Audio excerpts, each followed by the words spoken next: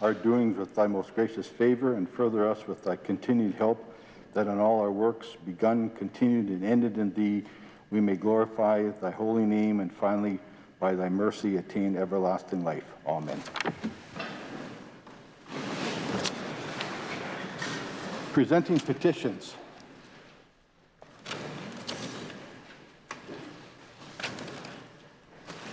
I recognize the member from Regina Douglas Park.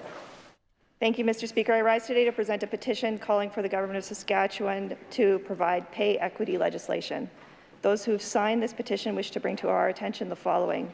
Saskatchewan is one of only 4 provinces that does not have pay equity legislation.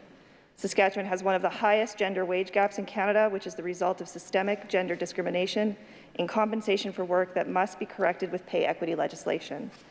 The Saskatchewan Human Rights Commission has recommended proactive and comprehensive pay equity legislation, which has not been pursued by the Government of Saskatchewan. While the Saskatchewan Human Rights Code prohibits gender-based compensation discrimination, the complaint-driven process puts no positive obligation on employers, and that while pay equity advocacy primarily seeks to address gender-based wage discrimination, it must also be mindful of ability, age, identity, and race-based wage discrimination. Mr. Speaker, I'd like to read the prayer. We, in the prayer that reads as follows, respectfully request that the Legislative Assembly of Saskatchewan call on the Government of Saskatchewan to introduce pay equity legislation. Mr. Speaker, the individuals signing the petition today come from Buena Vista and Regina. I do so present.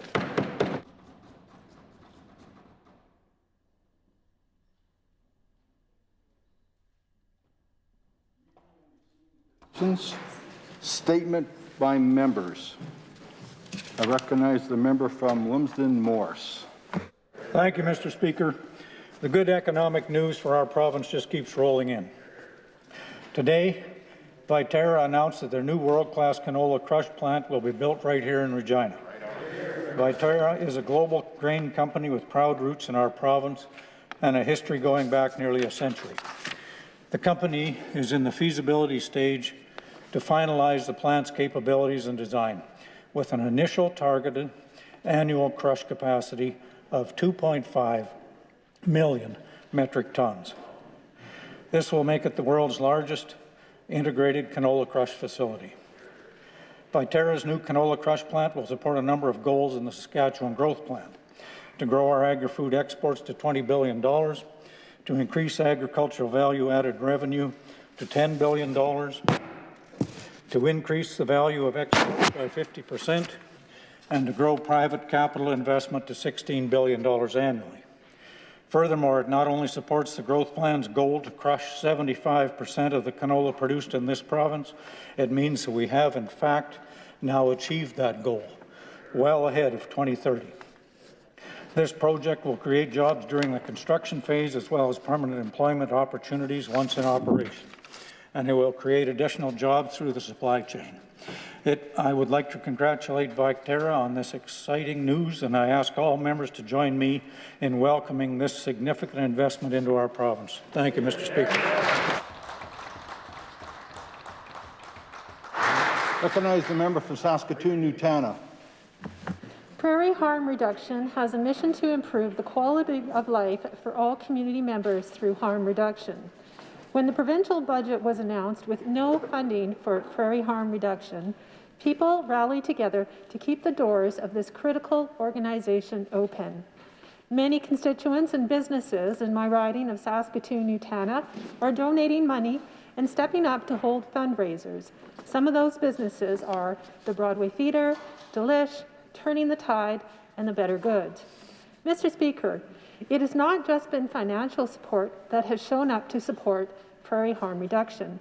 Some of the vital support has been to the work of destigmatizing and educating people.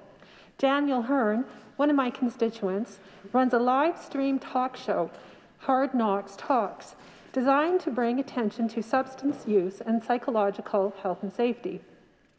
Daniel uses this platform to spread the word and educate people on the benefits of harm reduction, mental health, and recovery initiatives. These are just some examples of small businesses and people in my constituency that have come together to help prairie harm reduction keep their doors open. I ask all members to join me in celebrating the hard community work they do to serve our province's most vulnerable. Recognize the member from Wood River. Thank you, Mr. Speaker. I stand today to recognize an individual who faithfully served his province and country, Daniel Green, a Saskatchewan resident who honorably answered the call during the Second World War. Daniel enlisted in the Royal Canadian Corps of Signals and later served in the 1st Canadian Special Services Battalion. Sadly, Daniel was killed in action on December 24, 1943, near Cassino, Italy. A few weeks ago, a reservoir near Pambram, Saskatchewan was officially named Daniel Green Russell Creek Reservoir to commemorate his memory and service. This new geographic name was put forward by Daniel's nephew, Richard Green, for consideration under the Geo-Memorial Commemorative Naming Program. This program names geographic features in honor of military personnel, police officers, first responders, and others killed in the line of duty. The reservoir was constructed in 1950, and since that time had remained without an official title. Daniel was raised on a farm across the road from where the reservoir sits today. This serene setting in southwest Saskatchewan, while not Daniel's final resting place, is a fitting memorial to him. Mr. Speaker, I invite all other members to join me in honouring Daniel Green, a local resident who made the ultimate sacrifice. Thank you for your service.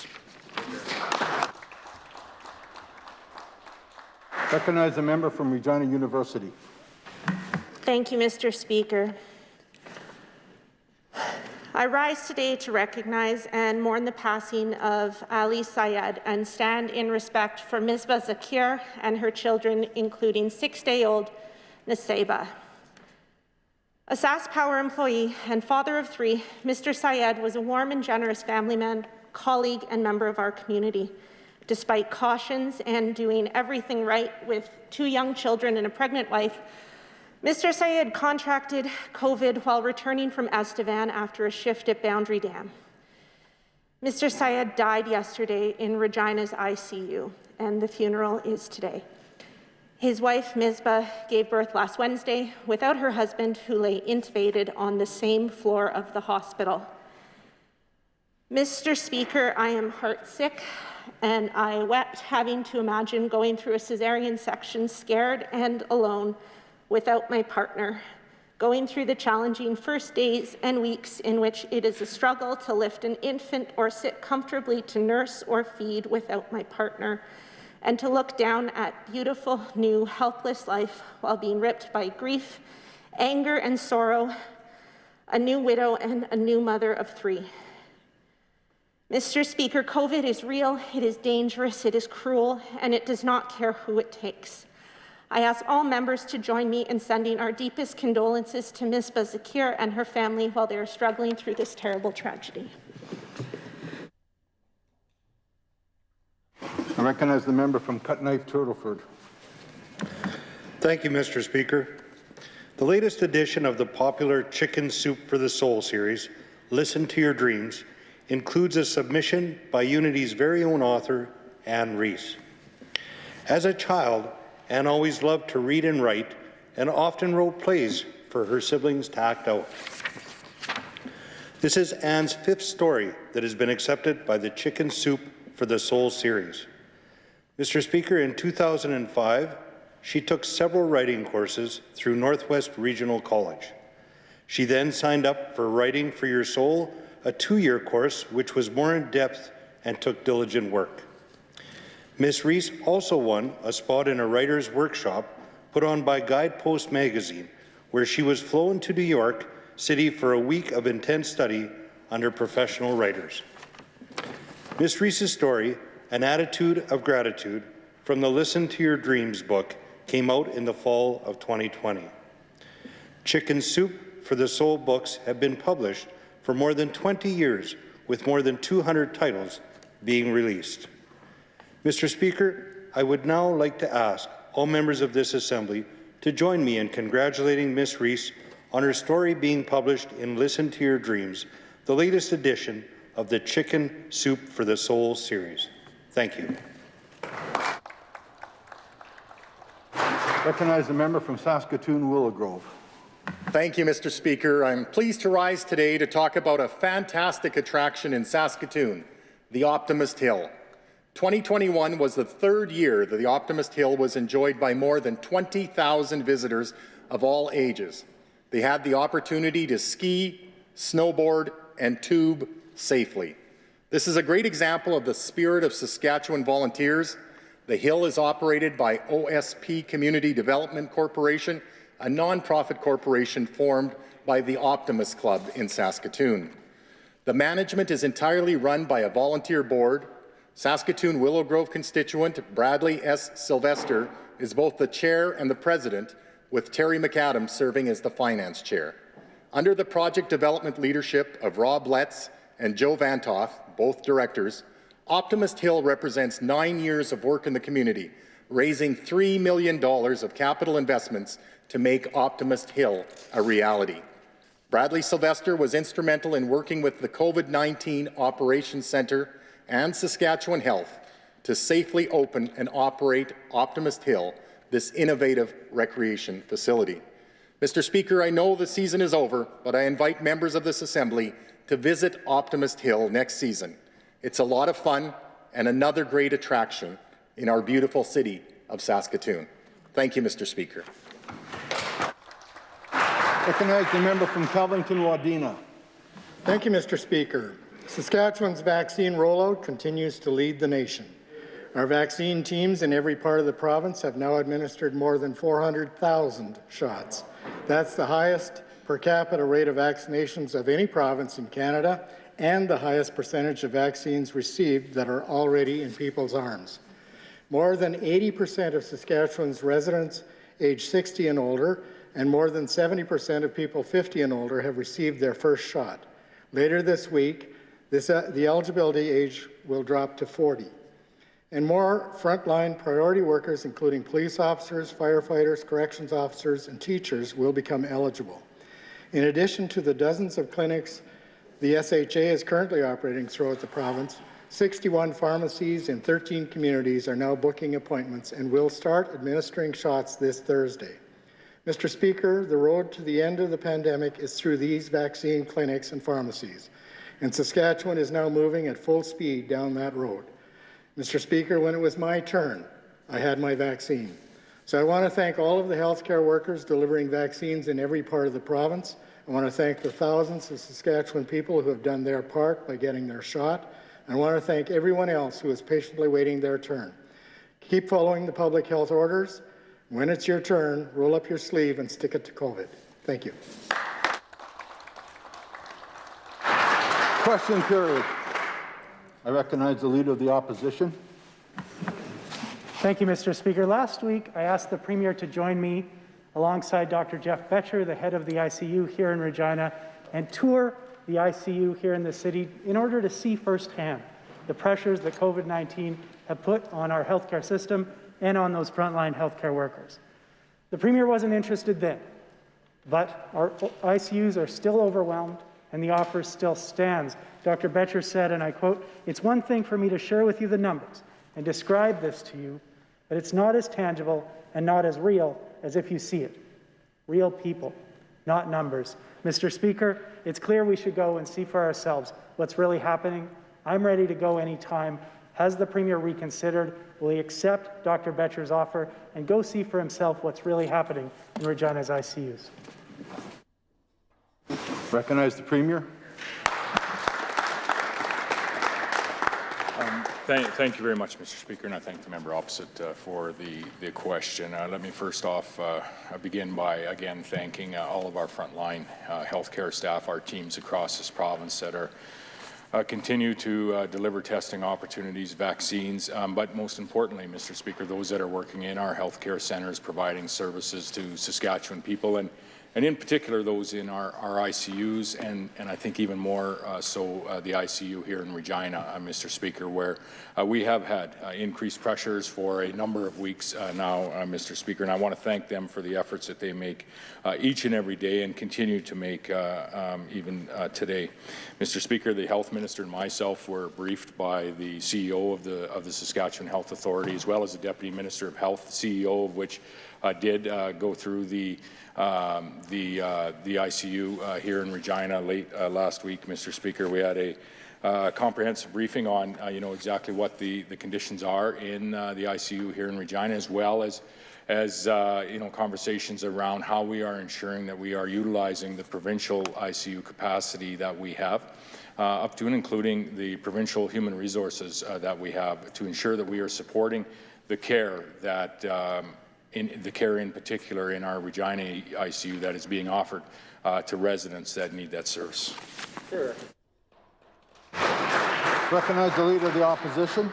Thank you, Mr. Speaker. There's a growing number of voices who are calling on the Premier to go and see for himself what's happening in Regina's ICUs today. Whitney Walker-Ross is a nurse who works in that ICU right here in Regina, and she said, and I quote, "The public and politicians, they see the number of cases. But as frontline workers, especially in the ICU, we're seeing the faces of the number of cases." So it's a completely different perspective. Real people, not numbers. Mr. Speaker, again to the Premier, will he reconsider, join me, and go and see exactly what's happening in Regina's ICUs? Recognize the Premier.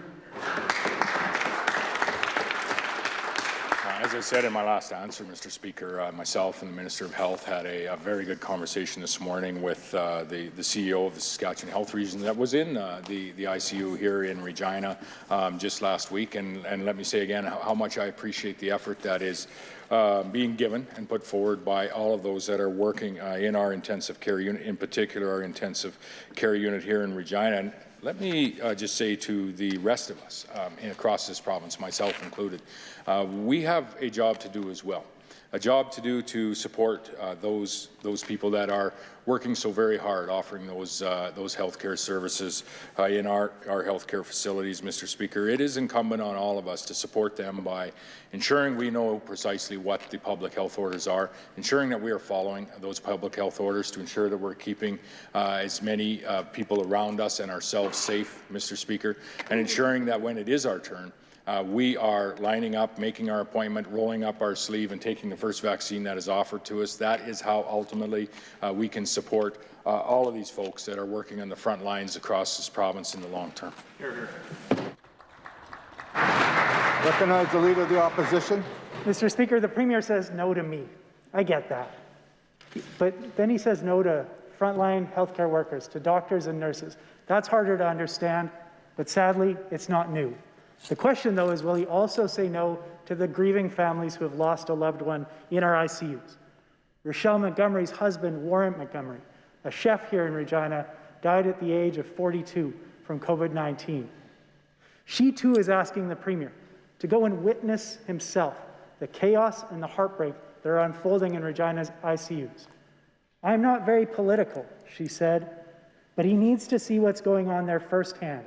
You can't turn a blind eye once you've seen it. It gets burned into your memory." And she's right. It's hard to witness. And I can understand why the Premier would be reluctant to go and see for himself, but it's worth it. Mr. Speaker, again, will the Premier listen to grieving families? Will he show up and show some care?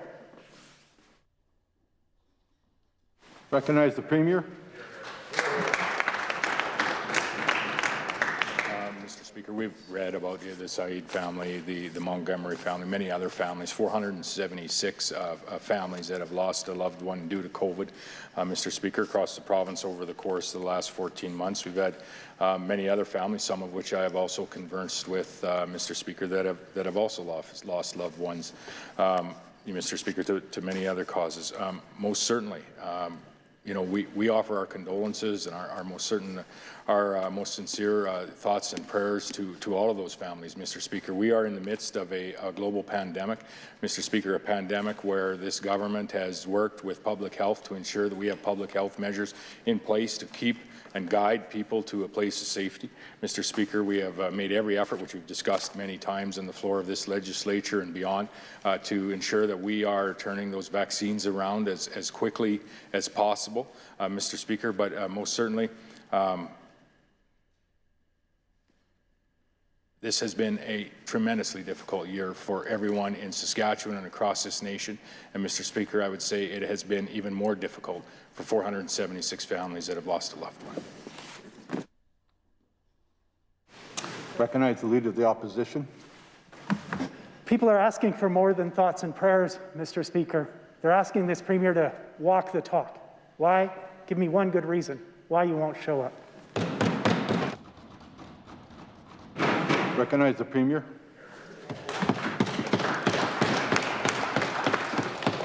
Mr. Speaker, what people are asking for, what frontline healthcare staff are asking for, is to ensure that they are supported so that they can continue to provide the services that they so adeptly do provide to the people of this province, not just during COVID, but especially during COVID, and I would say in particular here in our capital city of Regina, Mr. Speaker, over the course of the last number of weeks. And Mr. Speaker, that support was again and has been conveyed to all of those folks through the CEO that was in the ER, the ICU, pardon me, this past late last week, Mr. Speaker. It has been conveyed to all of the leads of their teams, Mr. Speaker. The supports have been provided, all of the equipment that is necessary that it has been provided, and the provincial resource that we have in ICU capacity more broadly, but also in the human resources that we have that can support, in particular, these folks working in ICU here in Regina, Mr. Speaker.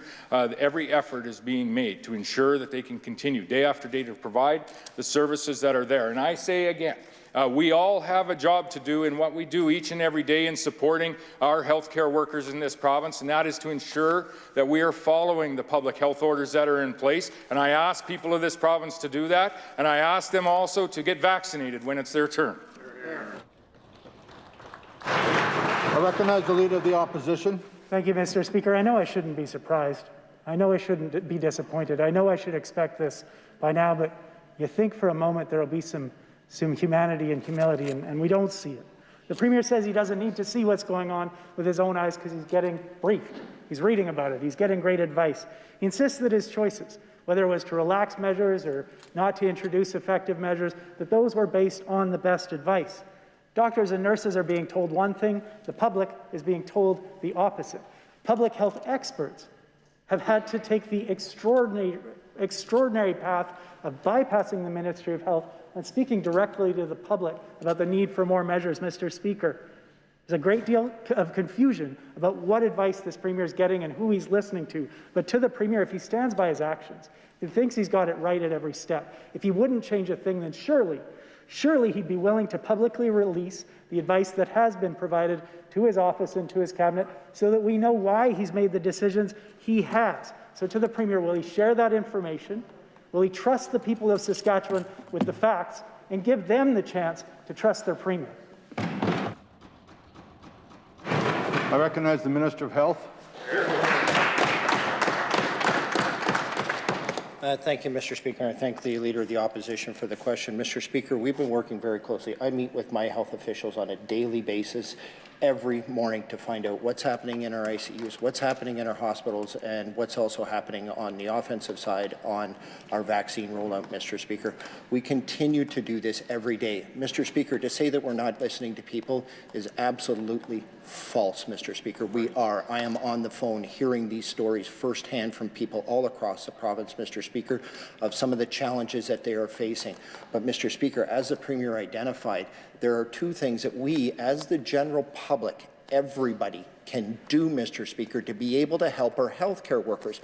One is adhere to the public health orders. There's no exceptions. There's no, Mr. Speaker, skirting on the edges of this. And the other thing, Mr. Speaker, is get your vaccine as soon as you possibly can. Thank you, Mr. Speaker. I recognize the member from Saskatoon Eastview.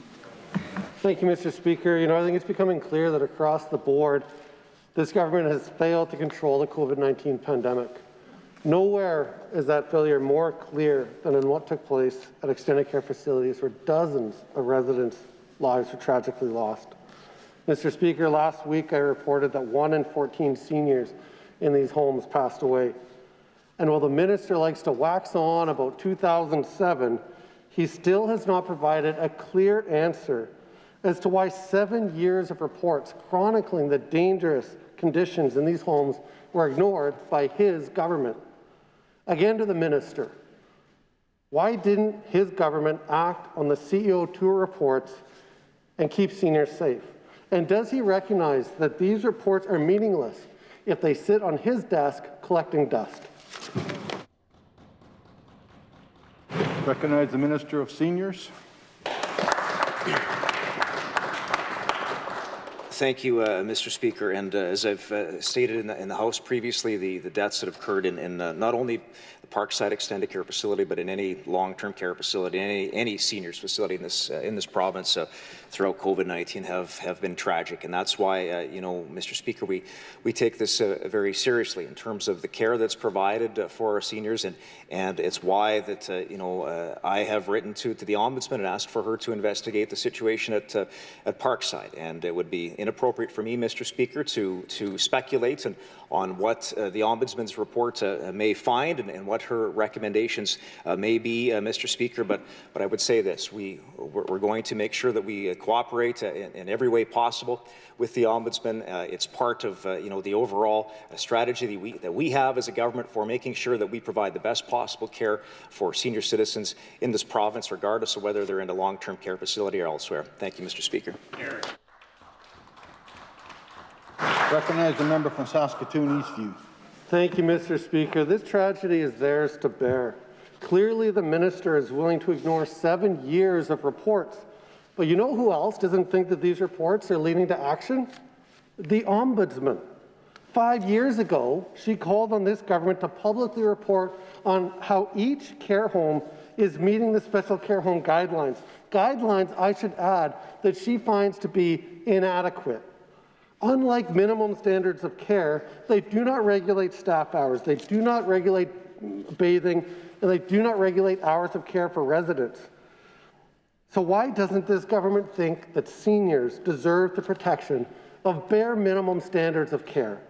Why doesn't this government implement the Ombudsman recommendation from 5 years ago to publicly report conditions in long-term care? Recognize the Minister of Seniors. Thank you, Mr. Speaker. The member opposite references some investigations and reports done over the last number of years, and I'd speak to a couple of those. Mr. Speaker, this House would know that in recent years that there was an ombudsman investigation into the extended care sunset regarding an incident there at that particular facility. Mr. Speaker, I understand that in that case, and that was in 2016, that the Ombudsman's office investigated that situation, came through with a number of recommendations, and all of those recommendations were implemented as a result of that investigation, Mr. Speaker. Secondly, there was also an investigation in 2015 into Santa Maria, and in that particular case, which was well publicized there, and in that particular instance as well, Mr. Speaker, the Ministry of Health and the former health authorities, and which would now be the Saskatchewan Health Authority, worked to address those recommendations in the report, and it's my understanding, Mr. Speaker, that 18 of those recommendations have been implemented, and one recommendation is partially implemented with work ongoing in that particular one. Thank you, Mr. Speaker. Recognize the member from Saskatoon Eastview. You know, Mr. Speaker, other premiers in Canada can rightly blame the state of long-term care in their provinces on the inept and corrupt Liberal governments that came before them. But this Sask Party government has been in power for 14 years, and they have no one to blame but themselves for the last decade and a half of inaction and broken promises. The tragedy at extended care is squarely on their shoulders. They've ignored reports from the Ombudsman, all the while telling us they're going to wait for the next report from the Ombudsman. To the Minister, why should anyone in Saskatchewan believe that this government will listen this time if they haven't in the past. Recognize the Minister of Seniors. Thank you, Mr. Speaker. You know, we take this issue very seriously. The care that is provided for the senior citizens and older adults of this province, Mr. Speaker, it's why we've made significant investments into long-term care capital projects in the last number of years. Mr. Speaker, 14 new long-term care facilities, and work continues on some additional facilities as well as new ones that were announced in this year's budget, Mr. Speaker. It's why we've also invested into more staff, whether it's nurses or doctors or continuing care aides, Mr. Speaker, and we'll continue to do so. There's funding for that in this year's budget as well. And, Mr. Speaker, we're going to continue to move down this path. You know, with respect to the member's question about why the people of Saskatchewan should believe the government and why things are going to change, Mr. Speaker, I would point to a number of things. You know, most recently, with respect to the 4-person rooms that we have, we no longer have those, Mr. Speaker. We haven't built any of those since 2007, Mr. Speaker, so that is an example of where we've changed the model of care for long-term care in this province, Mr. Speaker, and we'll continue to improve upon it for seniors across Saskatchewan. Thank you, Mr. Speaker. Recognize the member from Regina University.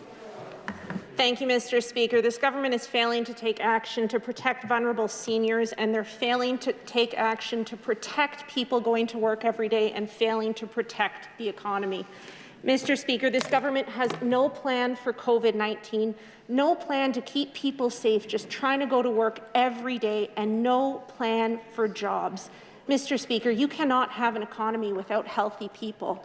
So with more and more workers getting sick, Mr. Speaker, and the economy struggling, unlike the Premier, would the Jobs Minister do things differently, or will he not change a thing? Recognize the Minister of Trade and Export Development.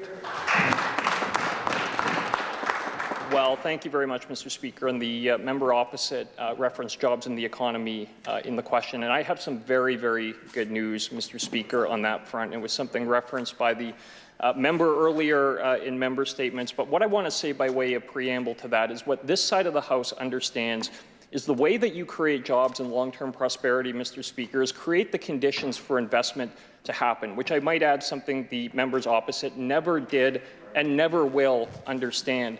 Just today, we saw a huge announcement that is going to have long-term, very significant positive consequences for our province. And I want to thank Viterra for making the decision to locate right here in Saskatchewan, in Regina, a 2.5 million ton crushed canola plant, Mr. Speaker. This will be the largest facility of its kind, not just in Canada, but in the entire world, Mr. Speaker. An investment worth hundreds of millions of dollars that is going to have the impact of hundreds of jobs right here in this city, and that's in addition to an announcement we saw just last week. I look forward to talking about that in the next question, Mr. Speaker. Recognize the member from Regina University. Thank you, Mr. Speaker. It goes without saying we are thrilled about the announcement at Viterra, but Mr. Speaker, in order to get the jobs back that have been lost under that minister, we would need 460 more Viterras. So, Mr. Speaker, the fact that more and more working people are dying because of COVID-19 ought to be enough for this minister to wake up, change course, and save lives. You'd think that the government, which claims to be focused on the economy, would at least recognize that people dying from COVID-19 is bad for the economy. We have seen a bigger drop in jobs than any other province in Canada and the second highest rate of ICU admissions. This government is trying to pit jobs against public health, and they are failing at both. So, Mr. Speaker, how much worse do things need to get when it comes to jobs and when it comes to lives lost before this jobs minister will get his act together and get COVID-19 under control? Recognize the Minister of Trade and Export Development. Well, thank you very much, Mr. Speaker. And the reality is that we have one of the lowest unemployment rates in the entire country. That is a fact, Mr. Speaker. And we have had one of the lowest unemployment rates in the country through the entirety of COVID-19. And we know what their plan is, Mr. Speaker, for the economy, and that's to shut it down. Contrast that, Mr. Speaker, with our plan, which is to work with companies who are looking at making investments in this province to make sure that those investments happen. And Mr. Speaker, we saw today Viterra, which I referenced in the previous answer, which is a project that, like I said, will be the largest canola crush facility in the entire world. Last week, Cargill made a major announcement, $350 million announcement to build a 1 million ton canola crush facility, also to be located right here in Regina, Mr. Speaker. And the list doesn't end. Just last month, we had Richardson International, which made a huge announcement worth hundreds of millions of dollars as well to expand and double their crush capacity at their canola facility in Yorkton. Mr. Speaker, the list goes on. I look forward to talking more about that list in the next question. Recognize the member from Regina University. Thank you, Mr. Speaker. Mr. Speaker, if it's somehow not clear, COVID-19 is bad for jobs and it is bad for the economy and it is bad for people. This government's failure to get COVID-19 under control is costing small business owners their livelihoods and costing some workers their jobs and others their lives because, Mr. Speaker, people are following the rules and they are still getting sick. We've heard about them today, Mr. Speaker. Ali, Rochelle, these people are following the rules and they are still getting sick. These are serious questions and they deserve serious answers from that member. So a clear and direct question to that minister. How many workers in Saskatchewan have died after contracting COVID-19 at work?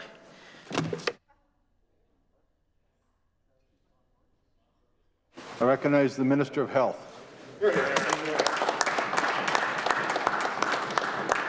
Thank you, Mr. Speaker. And just for the record in the House, anybody that passes from COVID-19 or any other ailment in this province, we take seriously, Mr. Speaker. We don't sub people out that just have jobs or unemployed. You know, we don't do that, Mr. Speaker. There have been, as the Premier alluded to, 479 people that have passed from COVID, Mr. Speaker. That's 450 that I take extremely seriously, Mr. Speaker, because that's happened under my watch, Mr. Speaker. And I've said every morning when I get a note from my Deputy Minister on how many people have COVID, how many people have passed from COVID, Mr. Speaker. That's 450 little prayers that I've said for those individuals that we've lost, Mr. Speaker. For them to actually consider saying that we don't take this seriously, Mr. Speaker, is just disrespectful. This weighs on us day and night, Mr. Speaker, and it's absolutely ridiculous that those members over there continuously say that we don't care. These are people in our communities, our constituencies, Mr. Speaker, and our neighbours. So we do care, and it's absolutely disrespectful. They should absolutely apologize for acting like that, Mr. Speaker. Recognize the member from Saskatoon University. Mr. Speaker, this government talks a big game when it comes to jobs, but does nothing to support people working in precarious and dangerous working conditions. Throughout this pandemic, frontline workers have been showing up and putting their lives at risk to ensure Saskatchewan people can get on with theirs. But we know that many of these essential workers, who have been lauded by this government as heroes, don't have paid sick leave and are left with the impossible choice of staying home when they're sick or paying their bills. Without paid sick leave, people go to work even when they feel sick, and we have seen the deadly consequences of this reality. Does the minister recognize that paid sick leave would help control the spread of COVID-19 and variants of concern in our communities? I recognize the Minister of Labour Relations and the Workplace. Thank you, Mr. Speaker. I thank the member for the question, and would like to use this opportunity to offer condolences on behalf of Sask Power Corporation and on behalf of the entire government of Saskatchewan for the worker that was from Sask Power that passed away this last weekend. I can only imagine the horrible tragedy and the horrible grief that his family must be going through. So on behalf of all of us, I want to offer our deepest sympathy and offer our prayers. Mr. Speaker, I've answered this question in the House before with regard to paid sick leave. We have extended job protection for employees that are accessing the Federal Canada Recovery Sickness Benefit. It provides employees $500 per week. We also have got the Canada Recovery Caregiving Benefit. We also have these people are able to access employment insurance. We're watching carefully to see how things play out. We're watching as well what happens with workers' compensation. workers' compensation, where there's a diagnosis of COVID, it's tied to the workplace, that kicks in virtually immediately. We will continue to watch that kind of thing. And right now, Mr. Speaker, the best advice that I can give to anybody in this province, roll up your sleeve and get the injection. The path to recovery is through a vaccine clinic. So I want to ask everybody to go out and get it. I think most of the people that are old enough have now gone and gotten it and want to encourage more. Hear, hear.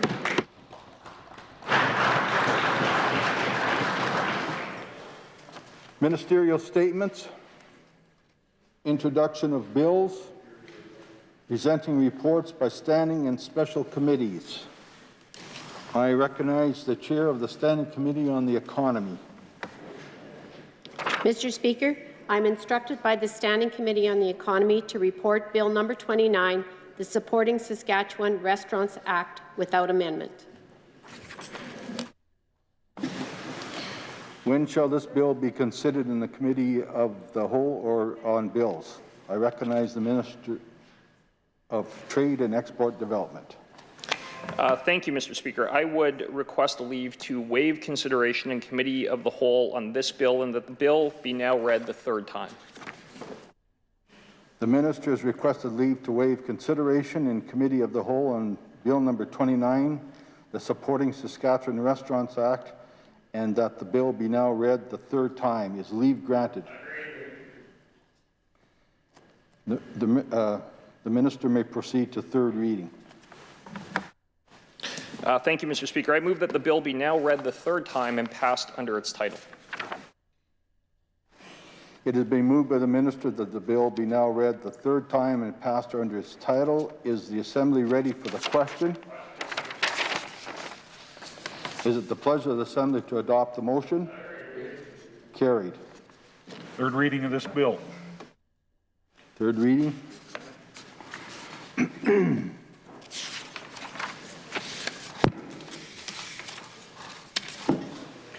Orders of the day, adjourned debates. When orders adjourned debates, item number 1, resume debate on the second reading motion for bill number 14. Mr. Vermette.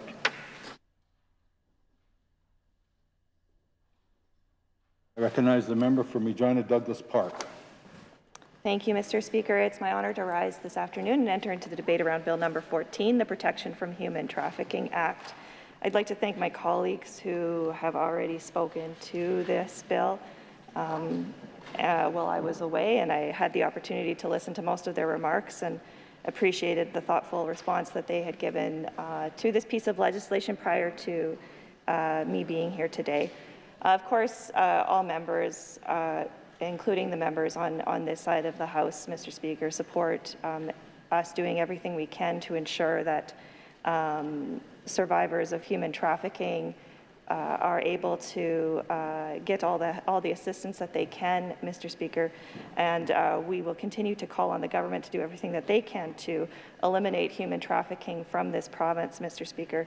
This legislation follows what we've seen in other jurisdictions, creating a tort for survivors of human trafficking to be able to sue for compensation. Mr. Speaker, we've heard some concerns from stakeholders with respect to this bill, mainly just ensuring that this is actually able to support survivors of human trafficking, that those who would like to access this have the tools necessary to be able to access this. And in no way should this be considered a mission accomplished banner on this issue, Mr. Speaker. This will be one small tool in the toolbox, but government has a lot more to do to ensure that human trafficking is erased from our province, Mr. Speaker. Part of that includes ensuring that supports are available for young people who are falling through the cracks, as well as ensuring that there are robust and well-funded gang strategy initiatives in our province, Mr. Speaker. With that, I have several questions that I'm looking forward to asking the minister and his officials at committee, and to facilitate that, I will now allow this bill to move on to its next stage. The question before the Assembly is a motion by the member that Bill number 14 be now read a second time. It's the pleasure of the Assembly to adopt the motion. Carried. Second reading of this bill. To which committee shall this bill be committed? I recognize the Government House Leader. Thank you, Mr. Speaker. To the Standing Committee on Intergovernmental Affairs and Justice. This bill stands committed to the Standing Committee on Intergovernmental Affairs and Justice. Government orders adjourn debate. Item number 2, resume debate in the second reading motion for Bill number 15, the Residential Tenancies Amendment Act 2020. Ms. Mullet. I recognize the member from Regina Douglas Park. Thank you, Mr. Speaker. It's my honor to rise this afternoon and enter into the debate around the Residential Tenancies Amendment Act. Again, I'd like to thank my colleagues who had the opportunity to speak to this piece of legislation. I've also had the opportunity to see the minister's second reading remarks, as well as some media that came out when this bill was initially introduced. When this bill was initially introduced last session, the government was quite excited to promote the second half of the legislation, which allows for the termination of a lease if a tenant experiences a sexual assault. Mr. Speaker, it's intention to ensure that sexual assault survivors are able to leave their place of residence without financial consequence. They're able to break their lease. Mr. Speaker, while we were initially very happy to see this change of course, members on this side of the House support us doing everything we can to support sexual assault survivors, and happy to see the expansion of the Residential Tenancies Act provision that actually we suggested and government passed around breaking of leases for survivors of domestic violence. Mr. Speaker, I've heard from several stakeholders. I know they've sent letters to the minister as well, expressing concerns about this provision. And those stakeholders who are expressing concerns are the frontline workers who work in our sexual assault centres, Mr. Speaker, namely because they haven't been consulted on this legislation, and they do have very constructive feedback for how this particular portion of the legislation could be enhanced to ensure that it actually is able to do what it's endearing to do, Mr. Speaker. In addition, what wasn't included in the media when this bill was initially introduced was several changes that are also included for the Residential Tenancies Act that have nothing to do with this provision to support survivors of sexual assault. One provision in particular has made a lot of stakeholders very concerned, and we're very concerned about it as well, namely that it will it will reduce the eviction notice for non-payment of rent days from 15 days to 7, making it easier for landlords to evict tenants, Mr. Speaker, during a pandemic, which obviously we're very concerned about. We're very concerned about the effect this will have on homelessness in this province at this time. And we're hearing that from the stakeholders, not just from stakeholders in those who are dealing with poverty and housing, but again, stakeholders who are on the front lines of helping survivors of sexual assault. Mr. Speaker, they're actually worried that this legislation and this provision in particular will also actually do more harm than good in terms of supporting survivors and supporting people in this province at this time. They're calling very strongly to have, at the very minimum, that section removed from this bill. But what they are calling for universally is to have this bill in its entirety tabled to allow for further consultation with stakeholders, both those who work with sexual assault survivors and those who work in the general area of supporting those in poverty in our province. I will be having many questions for the minister, including why these stakeholders have not been listened to yet at this time at committee. And so to further facilitate that dialogue, Mr. Speaker, I am prepared to allow this bill to move on to its next stage. The question before the Assembly is a motion by the member that Bill number 15 be now read a second time. Is it the pleasure of the Assembly to adopt the motion? Carried. Second reading of this bill. To which committee shall this bill be committed? Recognize the Government House Leader. To the Standing Committee on Intergovernmental Affairs and Justice. This bill stands committed to the Standing Committee on Intergovernmental Affairs and Justice. During debate item 3, resume debate in the second reading motion for Bill number 21, the Safer Communities and Neighbourhoods Amendment Act 2020. Mr. Witherspoon. I recognize the member from Regina Douglas Park. Thank you, Mr. Speaker. It's my honor to rise this afternoon and enter into the debate around Bill number 21, the Safer Communities and Neighbourhoods Act. Mr. Speaker, this bill makes several changes to this piece of legislation, some of which will make it more difficult for those who are subject to complaints. The Safer Communities and Neighbourhoods legislation has, for a very long time, provided, on one hand, support for those who are in a neighbourhood where they have a neighbour who is creating some challenges, but on the other hand, it's also quite onerous, and the bar is very, very low for an individual to get removed from their place of housing if they are subject to a scan complaint. Mr. Speaker, in fact, those who are subject to scan complaints sometimes don't even receive notice of these particular complaints prior to learning of the order and their subsequent eviction. So it's always with that in mind that we need to have a sharp eye on all the legislative changes with respect to this bill to ensure that that things are being done properly and that we're putting all considerations at the table, and everybody is we're ensuring we're doing everything we can to make sure everything is kosher. Mr. Speaker, I have several questions for the minister about this bill for committee. So to allow this bill to move to committee, I am prepared to sit down and let the bill move to its next stage. The question before the Assembly is a motion by the member that Bill number 21 be now read a second time. Is it the pleasure of the Assembly to adopt the motion? Carried. Second reading of this bill. To which committee shall this bill be committed? I recognize the Government House Leader. To the Standing Committee on Intergovernmental Affairs and Justice.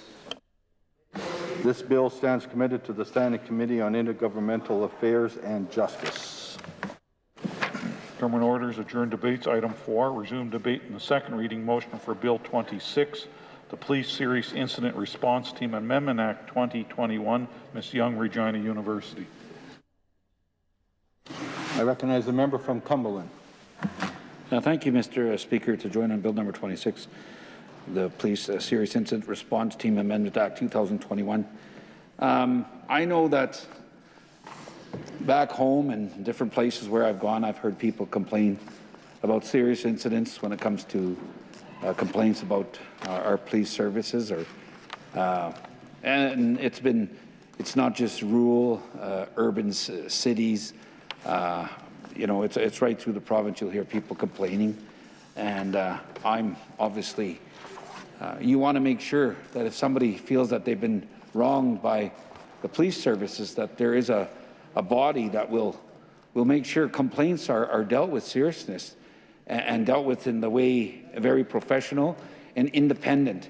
And I see this as such an important process for our province. It's a time that I think clearly as a province, citizens of our great province are demanding and wanting our police services held accountable by a civilian independent body to bring that support and reassurance that there is a process that's fair and will hold the police officer, whether it's a provincial police services as the Act says, or whatever provincial police we choose as a province to utilize.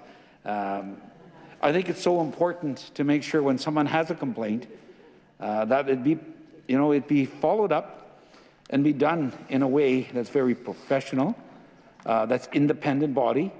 And just looking at some of I guess, recommendations and I guess the process that will happen, we're going to watch it unfold. But what I've noticed in the legislation is going to allow the director, whoever will be in charge of that initially, will not be a past member of law enforcement. So that, to me, I think is probably a good suggestion. Obviously, I'm hoping they've consulted with the powers to be out there, whoever it was, that the ministry and the minister. And I've seen some of his comments in the press release, and I think it's important that we have somebody who we feel, the civilians and citizens feel that it's a person who's not, oh, well, you're just part of the police force, so you're just going to take care of your own. I think having that person as kind of independent and not being a past officer is good, but it doesn't stop that director from hiring and making sure people that investigate are past with experienced officers and can do that. And what I'm following, if I'm getting it right, that's the flow of it. It's not eliminating that. It also talks about bringing in, and sometimes we know that there's many challenges when it comes to our First Nations and our Métis citizens. They want to feel like they're a part of that process. So when they use that as liaisons, First Nations and Métis liaison workers, or a body to work together, whether it's maybe elders, it'll be interesting to see who they're going to utilize to have that process, to make sure that we as Indigenous people feel like, hey, we do have some say, and we feel a part of that process, to make sure we feel that it's done right, and we feel a part of this province, as we are starting to be a large voice in this province with the numbers. When you look at our numbers as population, our young people, our families are growing. I've said that before. I've been fortunate to have 17 grandkids, and will continue to have, I'm going to be having a great grandbaby, so that's going to be kind of exciting. I'll be a chapan. So at some point, as we move forward, we want nothing but best for all our citizens, but we want to make sure that the process we use makes our citizens feel like they're a part of it. And when they have concerns, and when they're faced with hurdles and faced with challenges from police force, that they have that civilian body to investigate serious incidents and hold people accountable. Whether you're a police officer, I think all of us want everyone to be held accountable. It doesn't matter who. You get held accountable if you do wrong, and that's what we try to teach our citizens. So if we're going to hold one part of our citizens accountable, we need to hold everyone. So to me, this process, it was probably time that it comes in light of some of the civilian and I guess the RCMP have their process that that they go through when they're investigation incidents. So this, to me, is at home, and it's going to give us an opportunity to have some control. I know we're going to have more questions, and things may have to change as we move forward to DAP. It's legislation that's going to be new. It's going to be a new body. It'll answer to, I believe, in here I was looking at it. It'll fall under the direction of I think it was the public. What was it I was looking under here? I just want to make sure. Complaints Commission. So it will kind of fall in that process. So I know when we have a chance to ask more questions, when it's the process comes forward. I know my colleagues have shared some good comments. The minister in press release had covered some of the areas where we were wondering, what would it be. So to me, it's a good process. It's starting forward. I've hoped, and that the minister did and consulted with the right people. And we've got to make sure that we get it as best we can. Is it going to be perfect? Well, probably not yet. But we want to make sure that at the end of the day, we're doing all we can to make sure people feel confidence in that process. And whether it's someone investigating the complaints, that it's taken serious, and that it's done almost like independent. So having said that, I know we'll have more questions, and I know my colleagues will, and the critic will also have, in committee, have a chance to ask more questions and clarify exactly some of the things we're wondering about. Who all did they consult with? and you can ask those questions. So at this point, I don't think I have many more. I think it's timely. It's about time that we have a body that's independent, civilian complaints commission that, will go through that process. So I'm prepared to adjourn debate on Bill number 26, the Police Serious Incident Response Team Amendment Act 2021. The member has moved to adjourn debate. Is the pleasure of the Assembly to adopt the motion? Agreed. Carried. Adjourn debates, item 5. Resume debate in the second reading motion for Bill number 27, the Summary Offences Procedure Amendment Act 2021. Mr. Witherspoon.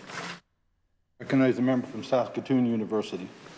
Thank you, Mr. Speaker. I'm happy to offer initial comments on behalf of the official opposition with respect to Bill 27, the Summary Offences Procedure Amendment Act 2021. This bill, the intention is to make it easier to resolve traffic tickets with process improvements as well as a new online system. It will extend later on to tickets for other offences as well. Government has indicated it will reduce court volumes. This is crucial, Mr. Speaker, since this government has closed several courthouses, and this bill will also allow for holding trials in electronic format, which is something I think that we've all been making the shift over this past year to do things in different ways, and some of those changes have been very positive. I think this is one of them. Reducing court volumes is necessary as well due to backlogged courts and pandemic-related challenges, which have seen remand facilities overflowing. All the while, prisoners who have not been convicted of a crime are left waiting for justice. It is good to see added ease of enrolling in the Fine Options program, Mr. Speaker, especially considering that the Sask Party attempted to do away with this program a number of years back. Alternatives to fines are good for both community organizations and also for those people who struggle to afford to pay fines. I think that we do need to make sure that these modernization processes don't fairly impact people who are already struggling to resolve their summary offense. So that's something to certainly make sure of. And with that, Mr. Speaker, I know the critic, our justice critic, is going to have many more detailed questions when this bill is reviewed in committee. And with that, I move that we adjourn debate on Bill 27, the Summary Offences Procedure Amendment Act 2021. The member has moved to adjourn debate. Is the pleasure of the Assembly to adopt the motion? Agreed. Carried. Adjourn debates, item 6. Resume debate in the second reading motion for Bill number 28, the Active Families Benefit Act 2021. Ms. Young, Regina University. I recognize the member from Saskatoon Eastview. Thank you, Mr. Speaker. It's an honor to enter into adjourn debate on Bill number 28, the Active Families Benefit Act 2021. I also want to notify the Assembly that at the conclusion of my remarks, and as critic for Parks, Culture and Sport, I am prepared to allow this bill to continue and proceed on its path and proceed to committee at the conclusion of my comments today.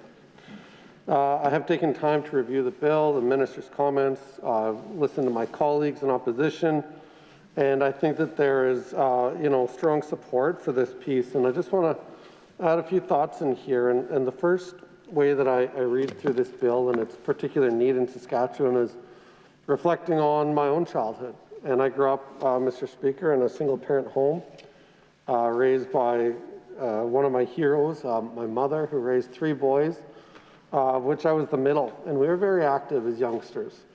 There was a lot of sports. I grew up playing soccer and then baseball, and later on a little bit of hockey in there too. Later on it was football and rugby and basketball. My younger brother is a trained opera singer who's performed across Canada. He performed in New York, and of course he was very involved in the arts and taking lessons growing up. Mr. Speaker, I know that sometimes there's I would take joy in finding embarrassing photos that linger out there online, and there's ones of myself as a young lad wearing a cummerbund in tap dance class. And, that was my childhood, very active, and I'm thankful for being in a family where that was all encouraged and available, and also You know, as a parent now to 3 children, I think of the incredible work and strain that that put on my mother. And so I think that we know well the benefits that these types of activities bring to young people, to active families. And so I think it is encouraging to see that this government has decided to reverse course on a previous decision to do away with this program. Decision, of course, was made in 2016. And I think that's something that Saskatchewan families are looking for, not just support and benefits through an act like this. You know, and I think that there's $150 per eligible child per taxation year. That goes up to $200 per child with a disability. And of course, we're very supportive of that consideration in the official opposition. You know, but I think that support is meaningful, and we stand with the government in seeing the need for that. But I think I'll just comment, Mr. Speaker, that we also see the need for stability, that families want to know that this benefit is there for them now, that it will be there in the future, and I hope that this is the last time that the government changes their mind on this particular piece. With that in mind, Mr. Speaker, I am prepared to conclude remarks and adjourn debates from my colleagues in opposition, and will be suggesting that Bill number 28, the Active Families Benefit Act 2021, do proceed to committee. Thank you. Question before the Assembly is a motion by the member that Bill number 28 be now read a second time. Is it the pleasure of the Assembly to adopt the motion? Carried. Second reading of this bill. To which committee shall this bill be committed?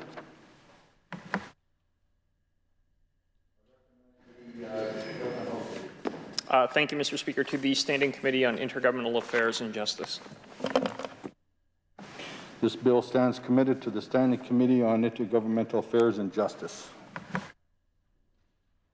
Government orders adjourn debates. Item number 7, resume debate in the second reading motion for Bill number 30, the Saskatchewan Technology Startup Incentive Amendment Act 2021. Mr. Witherspoon. Recognize a member from Saskatoon University. Initial comments on behalf of the official opposition with respect to Bill 30, the Saskatchewan Technology Startup Incentive Amendment Act 2021. This bill extends the existing tech startup incentive 5 additional years up until 2026. The incentive offers a 45% tax rebate for eligible startups on eligible shares. This bill is also retroactive until March 31st, 2021. And it furthermore changes the required holding period on applicable investments from 2 to 3 years. Mr. Speaker, as the critic for innovation, I view the extension of this incentive as fantastic news for the tech industry in our province, which is a very important part of our economy. We're excited to see this sector thriving and glad to see it being supported. My colleague from Regina University and I just had the pleasure of touring the Connexus Cultivator this past Friday, a business incubator that supports Saskatchewan-based startups. It's exciting to see these innovators and their ideas taking off, Mr. Speaker. The opposition will be looking closely at the amendments to ensure that other smaller changes to the legislation regarding shareholding periods are appropriate. And our critic will have further questions regarding this bill once it is reviewed in committee. So, Mr. Speaker, I move we adjourn debate on Bill 30, the Saskatchewan Technology Startup Incentive Amendment Act 2021. The member has moved to adjourn debate. It is a pleasure of the Assembly to adopt the motion. Carried. Adjourn debates. Item 8, resume debate in the second reading motion for Bill number 31, the Innovation Saskatchewan Amendment Act 2021. Ms. Ritchie. Recognize the member from Saskatoon Eastview. Thank you, Mr. Speaker. I'm honored to enter into adjourned debate on Bill number 31, the Innovation Saskatchewan Amendment Act 2021.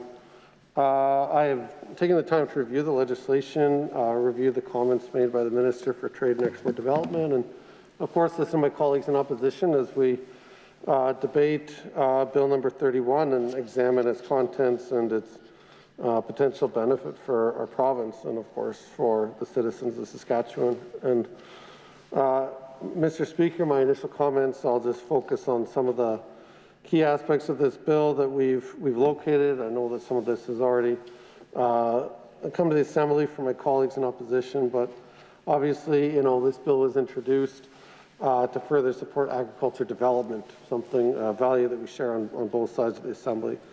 It provides Innovation Sask authority to make investments in ag tech startups, and also, as we've seen in other pieces of legislation, has had a focus on changing some of the language in the bill to update that.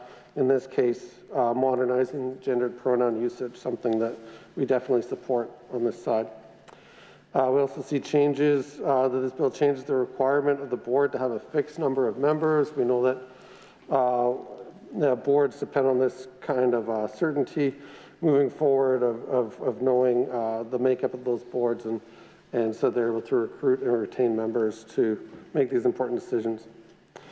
A few other things we've noticed here, that there's a $15 million investment here in this piece, corresponding with the budget, $3 million per year over a 5-year span to invest in ag tech venture capital fund. As opposition members, we fully support investment in technology and agriculture. So certainly, you'll hear our members say that that we are in favor of the spirit of the bill is certainly something that we are on board with. We do need to look further at additional powers provided to the Treasury Board, just to be sure that all of the implications of this bill have been thoroughly considered and provide a net benefit to the people of Saskatchewan. I just want to conclude by looking at the minister's comments. A couple things there that I noticed when I was reviewing the comments of the Minister for Trade and Export Development, and I think that these are things that do provide some hope for this sector as it continues to grow and change as our society changes. And something that the minister pointed out was,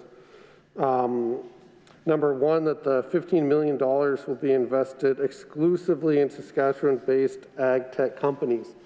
Something that we definitely support on this side, that when we invest our public dollars, that we do so in ways that supports our businesses and gets people back to work in this province, working for Saskatchewan companies, so that benefit is able to stay right here, and we know that investment will support other businesses in our strong communities. So I think that that's a very positive move. Now, the only other comment that I wanted to pick out here, Mr. Speaker, was an indication that there was a forecast by the Royal Bank of Canada looking at potential to add $11 billion to Canada's GDP. And of course, Saskatchewan is a leader in the field of agriculture in our country.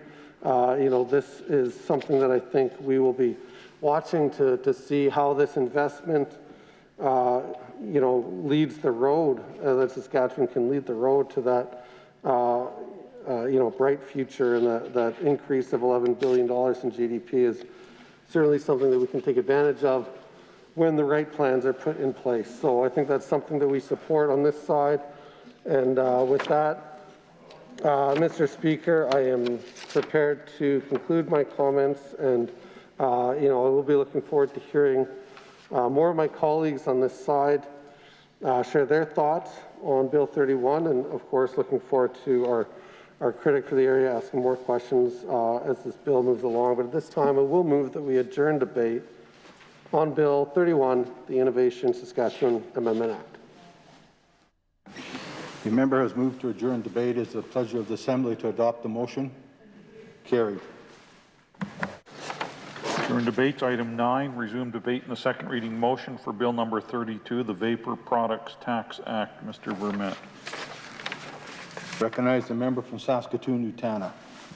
Thank you, Mr. Speaker. It's a pleasure to offer comments on Bill number 32, the Vapor Products Tax Act.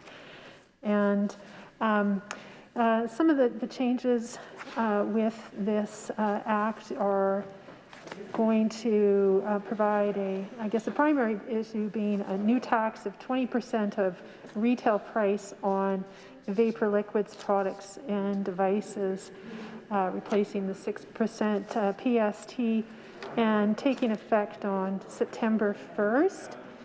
I also note that this will also include additional provisions for vendors to acquire a license to sell these products, and it also provides some other details around enforcement and penalties as well.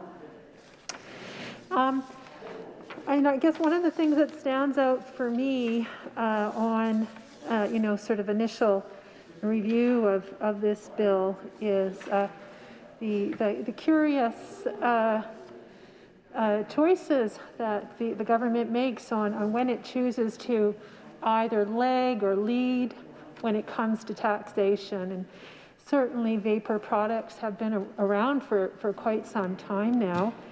And so, of course, we're very pleased to see that these changes that, as the Finance Minister indicated, are being brought in and will be communicated as a public health measure around encouraging tobacco and nicotine cessation.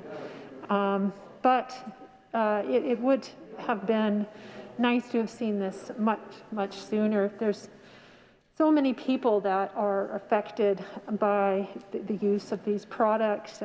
We've seen how their use has skyrocketed within youth populations under 25 years of age, and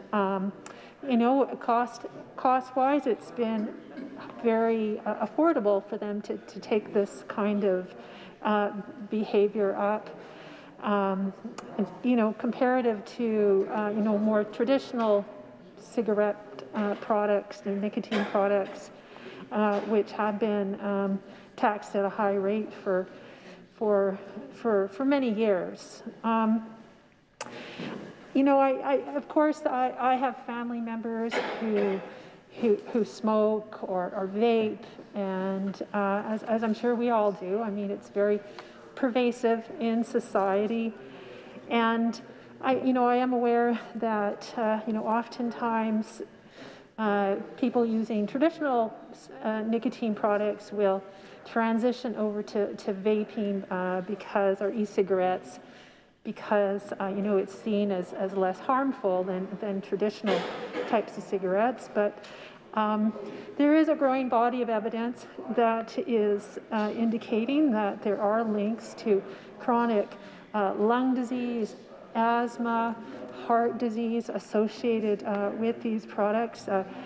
And of course, we always want to see evidence-based policy measures, and certainly, as the minister indicated, this is intended as a method of discouraging a harmful behavior, and of course it also, to a small degree, will also provide a cost burden to society from the use of these products. I'm interested to know, of those revenues that are collected in the form of this new tax, what will they'll be put towards, whether it's just straight into the general revenue fund, or will it be targeted towards some of that public health education that we know needs to happen. I know that the critic for this area will have many questions for the minister when this bill does go to committee on that matter. But going back to my earlier point, I was talking about the fact that we all have family members who use nicotine products, both traditional and these new types of products that are on the market now. And I think that in some cases also, it's also relied upon as a little bit of self-medication for some people who struggle with issues around mental health. And I think that bears mentioning, when we're looking at, not just sort of the physical effects of these products, but also the role that they're playing in a lot of people's lives in terms of managing their their mental wellness and their mental health, and how some of them, I can think of one individual in particular who was never a smoker, but then after, having some exposure to, the health system and those who suffer from mental health, took up the practice and now is a regular user. And I think that it's important to understand and be sensitive to that issue of the manner in which these products are used to, provide people with a degree of aid when struggling with mental health, and want to make sure that that's also considered when we're looking at not just cessation. I mean, obviously we want to encourage that, but also ensuring that people are receiving the appropriate mental health care that they need so that they can lead a full and prosperous life. As I've mentioned, of course, we've been calling for vaping to be treated like smoking and to see, uniform regulations and enforcement. And we believe in, evidence-based policies and protecting youth. And, certainly, when we send these sorts of market signals to, it does curb their use. I'll have more to say about that on one of the next bills that I'll be speaking to, Mr. Speaker, but I'll maybe leave it at that, that topic for now. And I just one final question I do have, and I confess I didn't have time to sort of look into the research myself beforehand, but I would be very curious to know also how these tax rates compare with other jurisdictions across the country, and then how those funds are being used to promote healthy lifestyles and also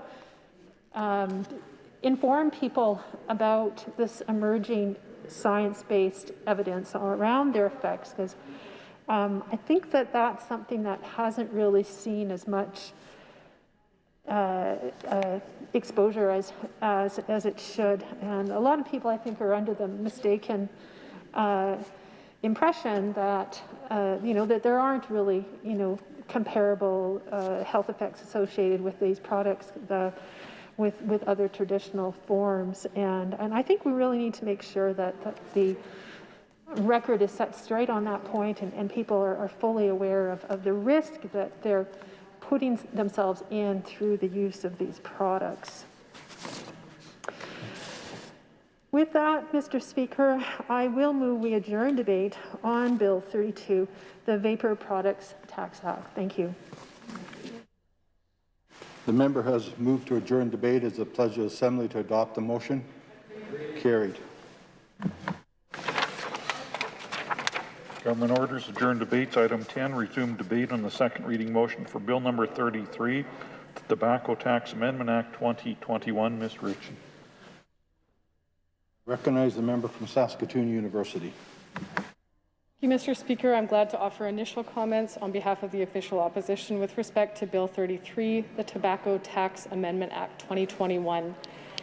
This bill adds the term heated product to the Act, meaning tobacco which is heated without combustion. It creates a tax of 20.5 cents per heated tobacco product, and it also creates a new offence for possession for unmarked tobacco that was illegally obtained. There's also a new section to define possession limits on marked tobacco.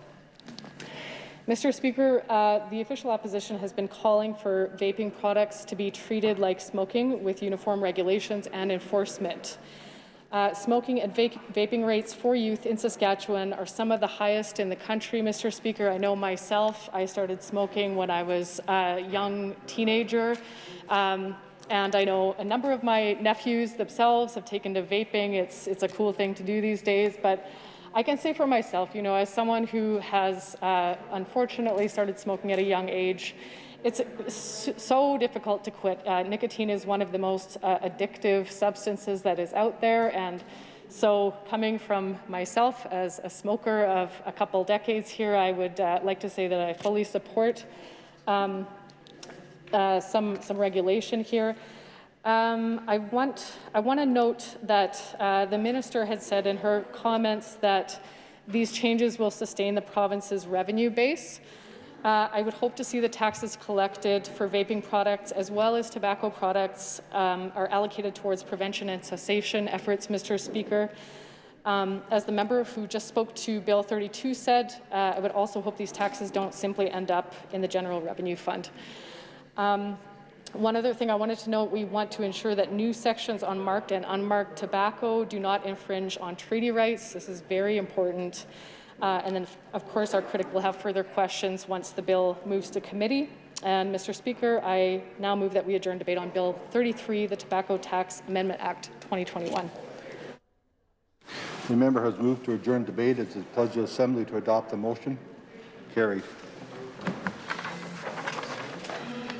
Government orders, adjourn debates. Item 11, resume debate in the second reading motion for Bill number 34, the Fuel Tax Amendment Act 2021. Ms. Mullet. Recognize the member from Saskatoon, Utana. Thank you, Mr. Speaker. It's a pleasure to offer comments on behalf of the official opposition on Bill number 34, the Fuel Tax Amendment Act 2021.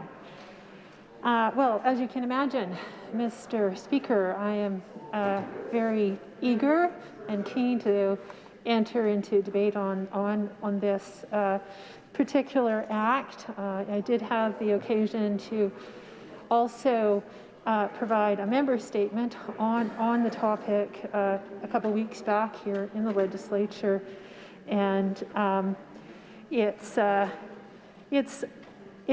very discouraging sign that we're seeing here from our government in terms of the signals that that they're sending to the marketplace about their level of commitment and sincerity when it comes to acting on the climate crisis. There's been some suggestion made that a lot of what motivated the government to act. We often talk about incentivizing the public. Well, it's curious also what incentivizes our provincial government to, in fact, act when they choose to lag or lead on any particular area of policy, and when they're in a very bold-faced way taking a step that has been deemed a slap in the face to people who are, in a very sincere and genuine way, trying to make steps towards ensuring that we protect the planet and ensure sustainable lives and livelihoods for the people of Saskatchewan. And, I would almost congratulate them on their cleverness, in terms of bringing forward such a fair tax, simply as the finance minister suggested. This is really just about ensuring that, we have revenue to cover the maintenance of our highways, and in the name of fairness. And it's a very curious application of the principle of fairness. I also would point to, principles of justice and intergenerational justice and environmental justice. And it takes a very narrow view, I'm very sad to say, of that principle, and one that very much is biased towards, I think, sadly, so a view of the world where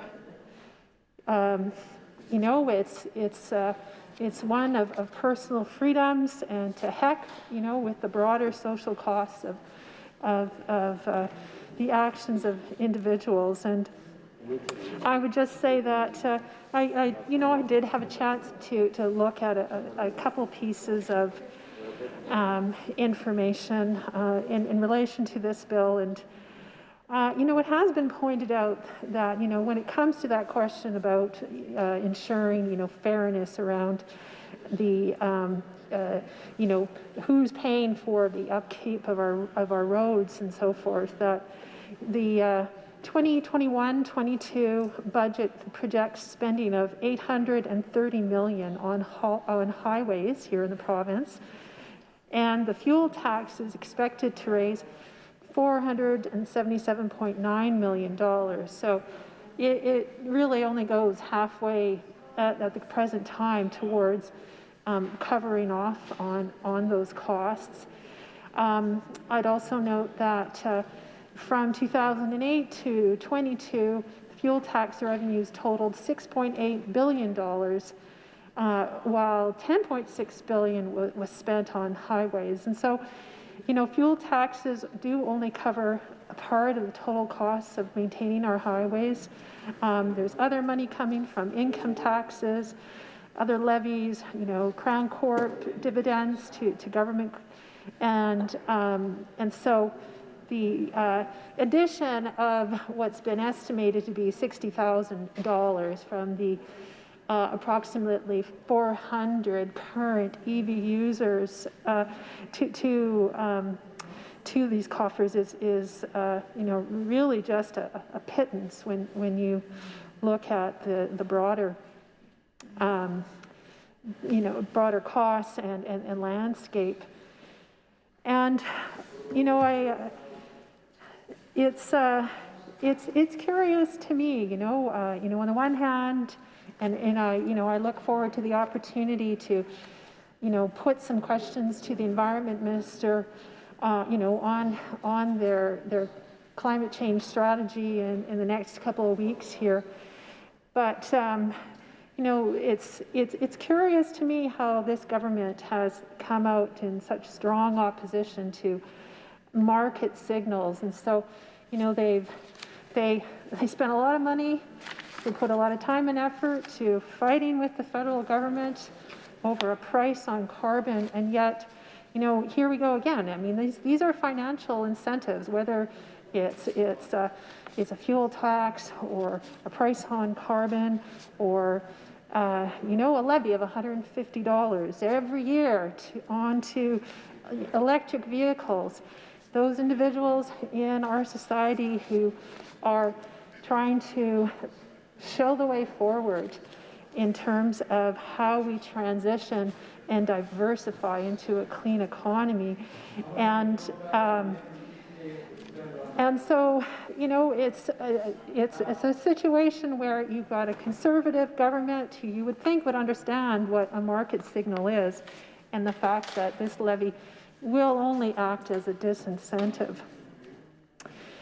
I would also say that, you know, it's also the case that there are currently no policies that address transport emissions that have been put forward by the Saskatchewan government.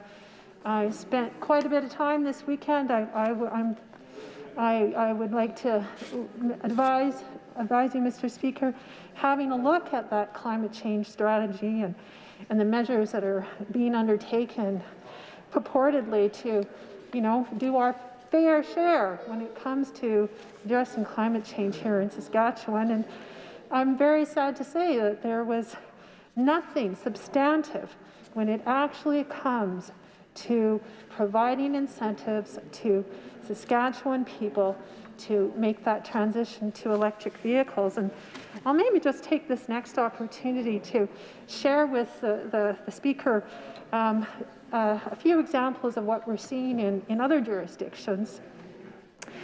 In BC, businesses are considering switching their fleet vehicles to electric ones and may see a significant rebate that they'll be eligible for.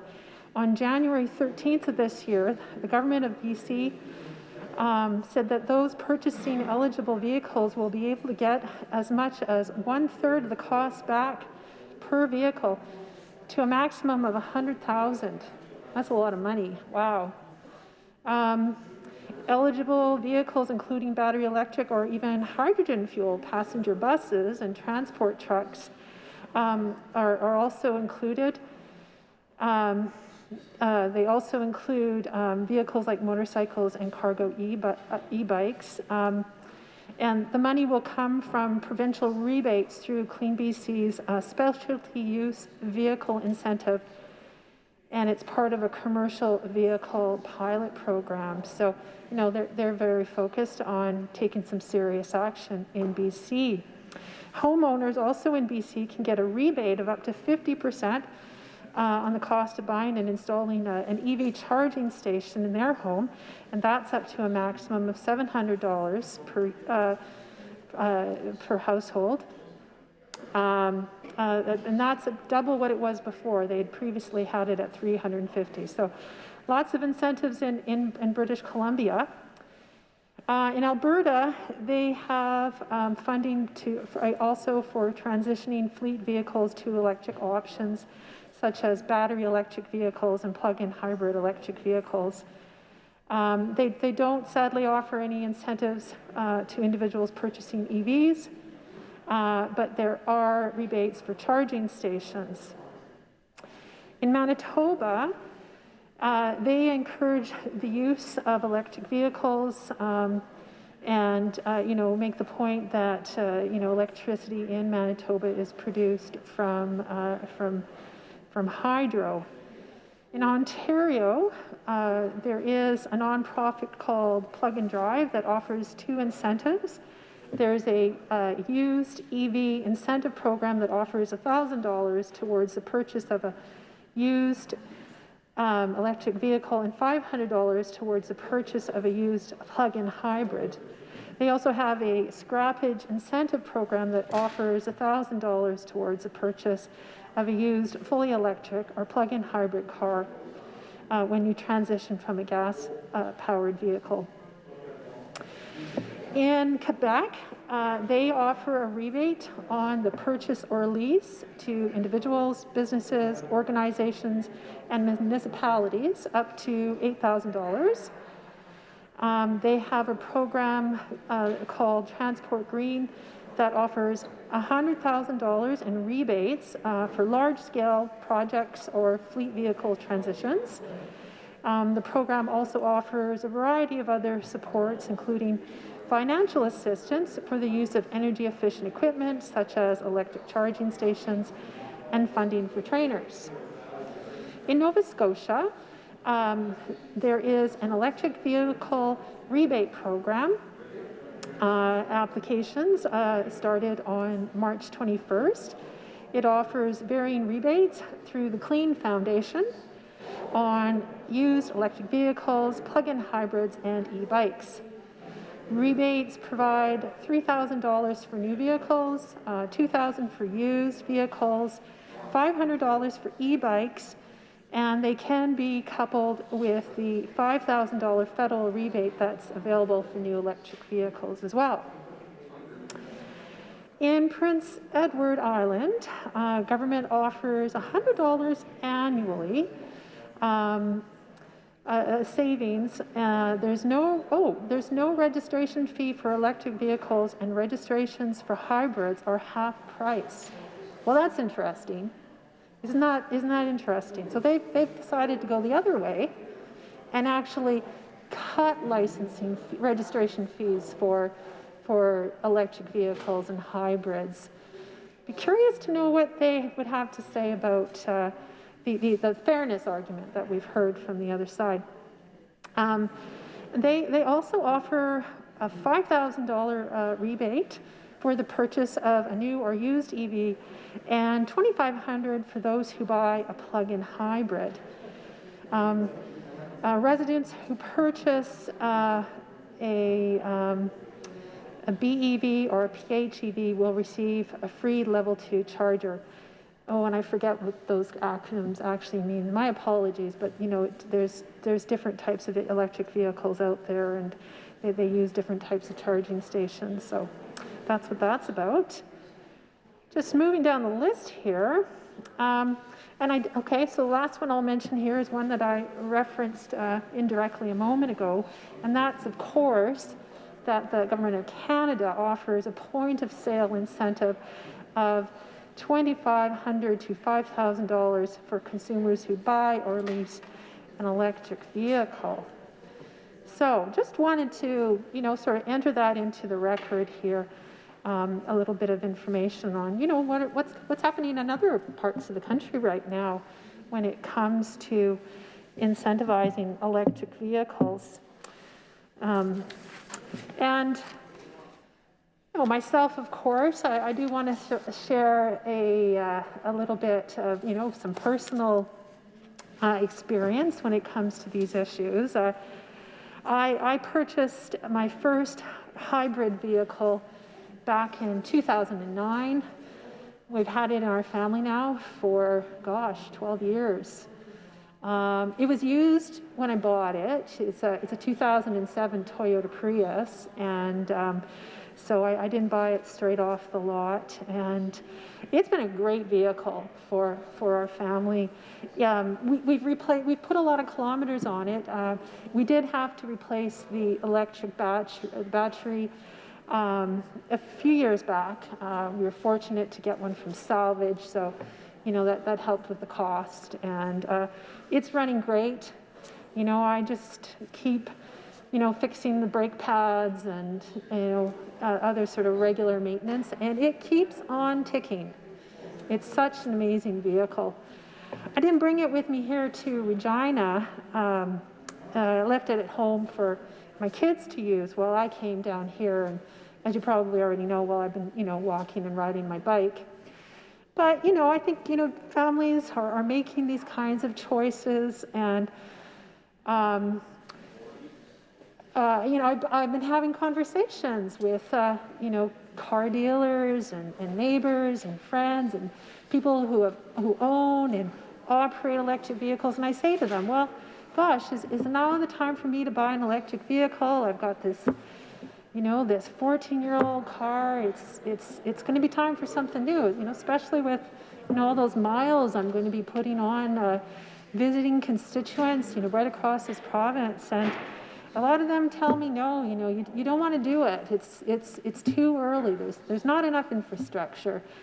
And I think about, I could go back and forth between Saskatoon and Regina, and I could stop in at the co-op in Davidson and charge up there. They've got a station. So, I think I'm pretty covered when it comes to that drive between the two major centers. But when it comes to, just anywhere sort of off the Trans-Canada or maybe the Yellowhead. I don't know. Haven't really sort of looked at the Yellowhead. But, it's pretty difficult if you go off-road beyond that. Let's call that off-road here in Saskatchewan. I know I was speaking with one of my constituents who owns a Tesla. She works up at one of the mines for Cameco, and she does really great work. She's really proud of her job, around public safety up at one of the mines. And she was telling me this somewhat humorous, but a little bit nerve-wracking story about how they tried to go home at Christmas time to see the family, and managed to just come into the farmyard literally on proverbial fumes with their electric vehicle, and that was really a tense moment for them. So whether it's going to Edmonton or Calgary or other points, it's tough. Being an early adopter of an electric vehicle here in the province, and it really does. I think it does feel like a slap in the face if you're putting out that kind of money and trying to make the right move, and then you're penalized in these ways with this 150 tax in the name of fairness, right? Oh my God, in the name of fairness. Such a crazy argument. And I've actually heard it mentioned that, and I found this really interesting. I found this very interesting, that some people are positing that the reason why this tax was brought in is that it was a form of Fed bashing. And I had to think about that for a bit, in terms of like, really? Is this, the feds aren't the ones who are actually going to be, have to bear the brunt of this punitive tax measure. It's the Saskatchewan people. But, some are saying, though, that because, our Sask Party government took the feds to court and lost, what a waste of time that was, actually it wasn't. I apologize. It wasn't a waste of time. We got a lot of, certainty out of that process. It became very clear that, the federal government does have a role to play when it comes to ensuring the national interest is upheld. So we all don't agree on a price on carbon. We've been very clear on that. But thank you for providing that certainty we needed to understand. I mean, hey, I could have told you that 10 years ago, that it wasn't the national interest, but you chose, in the interest of the public, to take them to court. And yes, indeed, sure enough, we did find that out. So we thank you for that. We don't necessarily appreciate how much time and money you wasted to reach that, what was, for most people, fairly evident situation. But I digress, so apologies for that. Anyways, Mr. Speaker, I'm sorry I kind of lost track of where I was there for a moment, and let me try to get back, perhaps.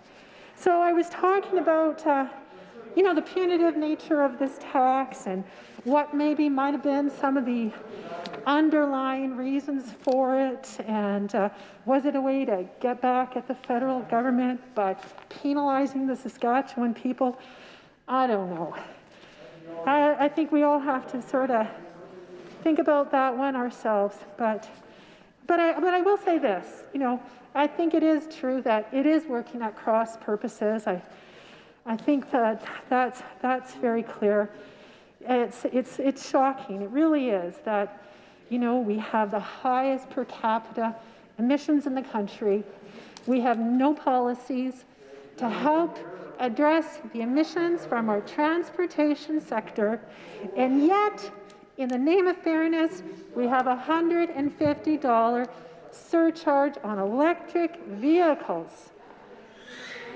That, to me, is a definition of working at cross purpose. Yeah, I do have a couple more things to say. I mean, I'm sure you're probably heard enough from me on this topic by now, but I do also want to, mention that there are some people and some organizations here in Saskatchewan that are doing a lot of yeoman's work to encourage, the industry and that transition happening.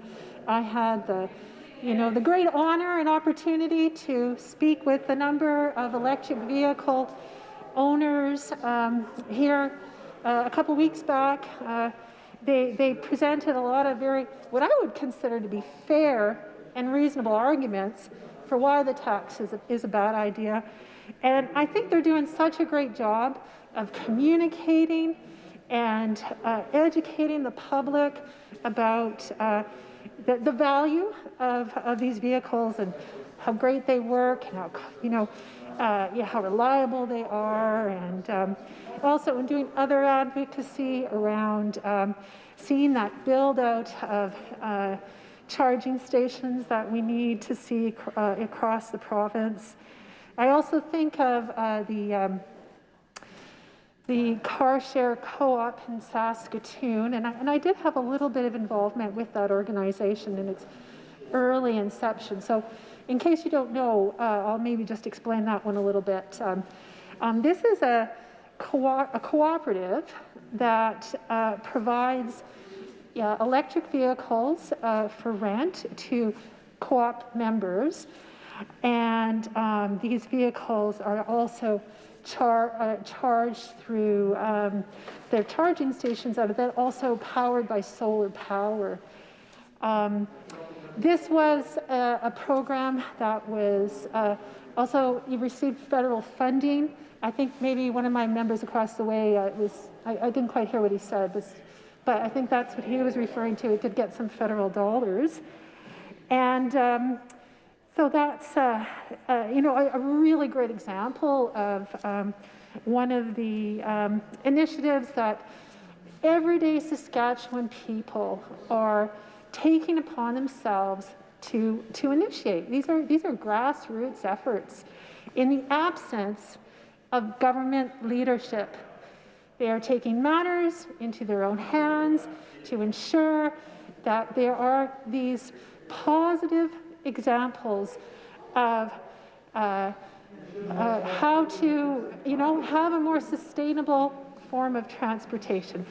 And of course, I mean, sustainable transportation can mean many things.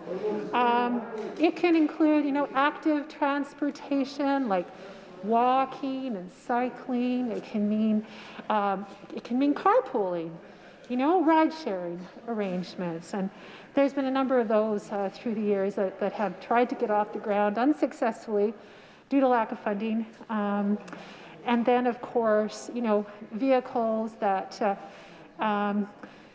consume less fuel. We see the clean fuel standard that the federal government has recently announced to drive down the level of emissions. But if we're going to get to net zero by 2050, decarbonizing is a key part of that, and electric vehicles charged from the grid is seen as a big part of the solution. And so that's also important. And going back to, sort of the purpose of this tax amendment, it's, we're already at the back of the pack. We're seeing that other provinces are much further ahead than us, and when it comes to the adoption of electric vehicles. And some people talk about this being the decade of the EV, and we're, hopefully going to see, or at least in other parts of the country, we're going to see that rapid uptake. But I'm concerned that here in Saskatchewan that, it won't be quite the same, because they're getting mixed signals. It's like, do you want me or don't you want me? And I'm as much as anybody in that same position. It's like, I need a new vehicle. I want it to be an electric vehicle. Am I going to be able to get to Estevan and meet with constituents there if I, there isn't a charging station for me? Or what about going out to Yorkton and seeing my family there? Or hey, what about my buddy, the good member from Cumberland? My goodness, he talks about the challenges with, the potholes. How long do you think before I'll be able to drive an EV up to go visit the member from Cumberland House? I don't know. That's going to be tricky. I mean, I could take the bus. Oh no, wait a minute. I can't take the bus. That's not possible. No bus, no EV, potholes all over the place. I mean, what's a gal to do? What's a gal to do? I don't know. I do know, though, that there is a member in my constituency. His name is Kent. Kent's a great guy, Kent Rathwell. And he is a visionary. Oh my God, this guy is such a visionary. He has a business where he is establishing electric vehicle charging stations right across the country. And I just have such respect for this man. And as well, I'm happy to see that, whether it's Petrocan or if it's the network of cooperatives around the province. I mean, there are businesses and companies that are looking to establish that infrastructure, and Ken is one of those that is leading the way. And I would be remiss if I didn't mention him here in this debate. He's doing a lot to sort of be a thought leader, change the dial, change the conversation a little bit, and I'm so happy once again that my remarks are eliciting so much engagement and response from the other side of the House. Thank you again. I'm glad you're listening. I hope you take my comments to heart and think about this. I know that our member will have more to say about this bill when it goes to committee, and I hope that you will be reconsidering, because I and my fellow caucus members don't see this amendment being in the best interests of Saskatchewan people, and won't be voting in favor of it for all the reasons that I have just enumerated to you. And I don't even think I've actually said everything that I wanted to say, but I think I've made my point, and we'll leave it at that. And so, Mr. Speaker, thanks for bearing with me here this afternoon. I do move we adjourn debate now on Bill number 34, the Fuel Tax Amendment Act. Thank you. The member has moved to adjourn debate. It is the pleasure of the Assembly to adopt the motion. Carried. Government orders, adjourn debate. Item 12, resume debate in the second reading motion for Bill number 35, the Income Tax Amendment Act 2021. Ms. Ritchie. I recognize the member from Saskatoon Eastview. Thank you, Mr. Speaker. It's an honor to enter adjourned debates on Bill number 35, the Income Tax Amendment Act.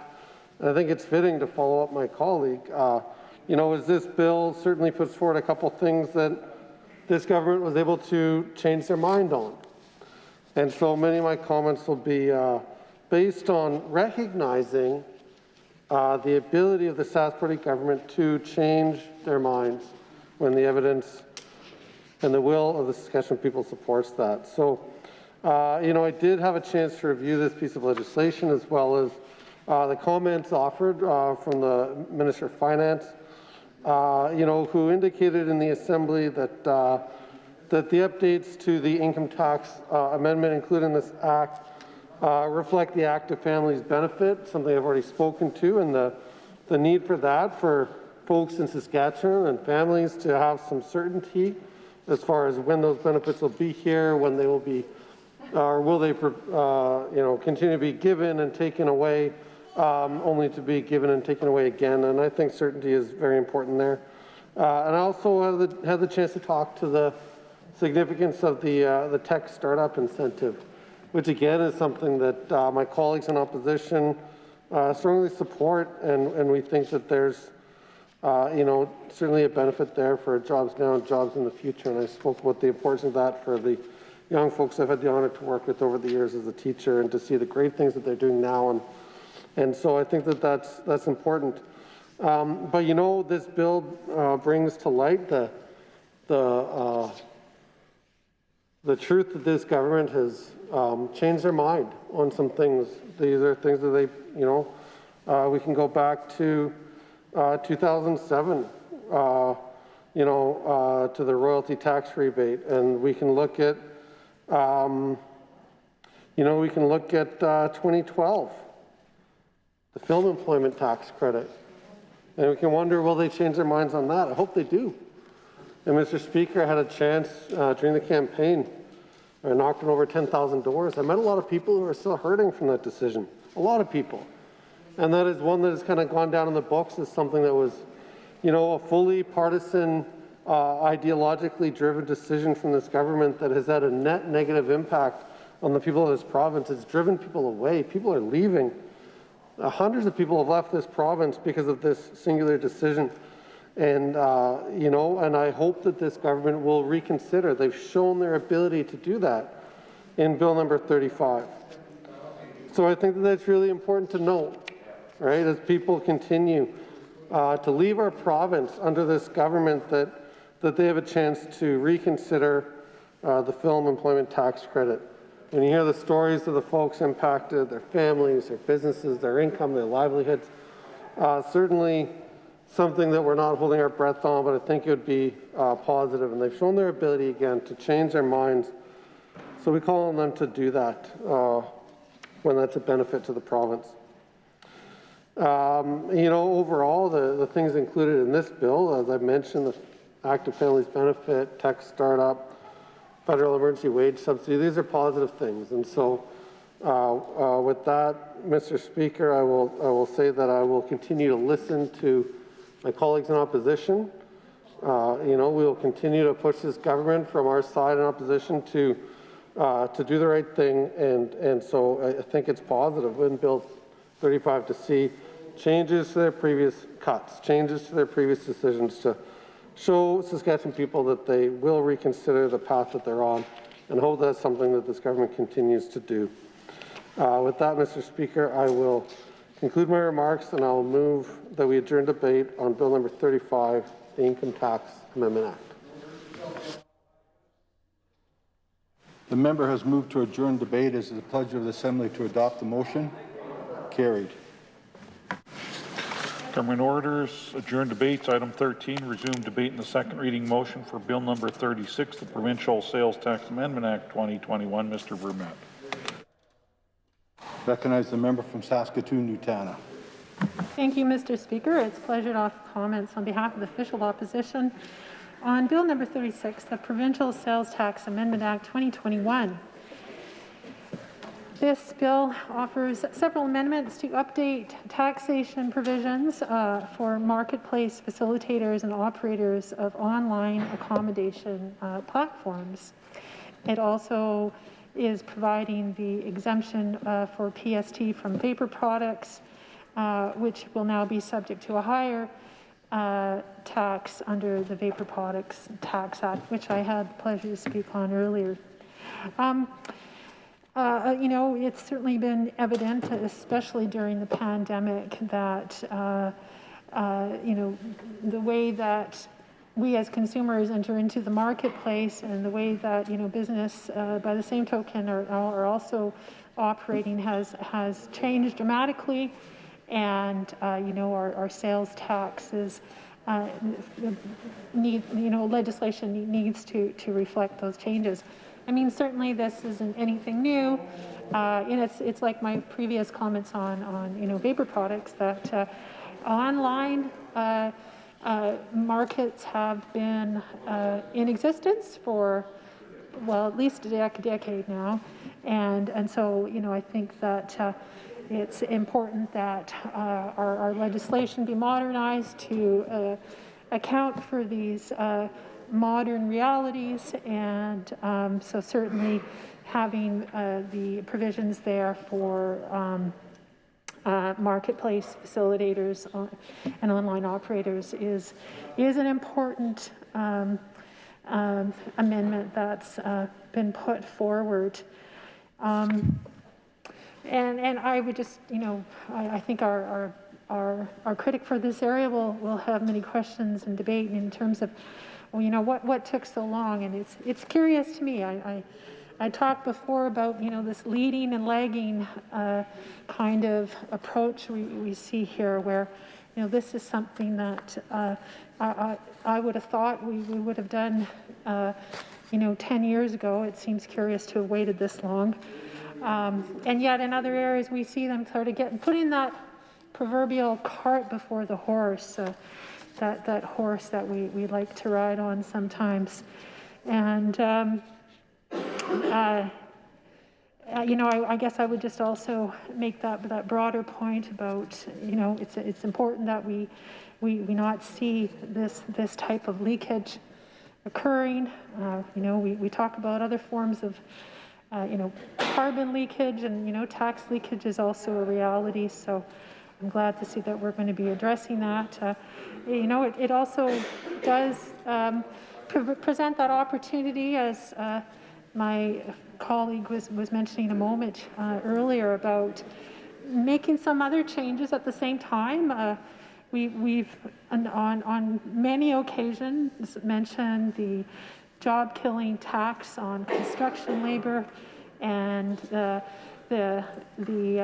disincentive that provides to the marketplace, and also removing that at the same time would be very welcome move to see. But there does seem to be a bit of confusion. I know I was looking in the statements about, which bill actually is the one that removes the, or provides the immunity provision for the employees, administrators, or agents of the minister. And I noticed that in the bill that was tabled, that does fall under the new section 43.4, and that is a welcome addition. I think it's important that that they have that protection. So happy to see that as well. Of course, we always want to be avoiding unintended consequences with such things, and people do need to be accountable for their behavior, but also when acting in the interests on behalf of and as agents, certainly they shouldn't be subject to a liability. And so I think my main points, I've already stated them.